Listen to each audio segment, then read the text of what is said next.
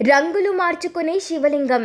వివిధ క్షేత్రాలలో వివిధ పేర్లతో భక్తుల పూజలందుకునే శివయ్య తమిళనాడులోని నల్లూరులో కళ్యాణ సుందరేశ్వరుడి రూపంలో దర్శనమిస్తూ ఉన్నాడు. పార్వతీదేవిని ఇక్కడ గిరిసుందరిగా పూజిస్తారు. ఈ ఆలయం త్రిమూర్తుల్లో లయకారుడైన శివుని నివాసం. అయితే ఆ ఆలయంలోని కళ్యాణ సుందరేశ్వరుడు రోజుకి 5 సార్లు తన రంగుని మార్చుకుని భక్తులకు వివిధ రూపాల్లో దర్శనమిస్తూ ఉంటాడు. కళ్యాణ సుందరేశ్వరుడిగా అవతారం ఎత్తిన శివలింగం 5 సార్లు రంగు మార్చుకోవడమే ఇక్కడ ప్రత్యేకత. ఉదయం పూజా సమయంలో నలుపు రంగులో దర్శనమిచ్చే శివుడు మధ్యాహ్నం పూజా సమయానికి తెలుపు రంగులోకి మారిపోతాడు.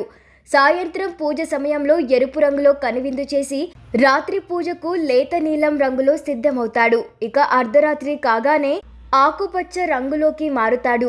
ఆలయంలో ప్రతిరోజు జరిగే ఈ వింత ఘటన వెనుకున్న మిస్టరీని ఛేదించడానికి శాస్త్రవేత్తలు రకరకాల ప్రయత్నాలు చేశారు. కానీ ఈ దృగ్విషయం వెనుక దాగున్న రహస్యాన్ని మాత్రం నేటికి కూడా ఛేదించలేకపోయారు.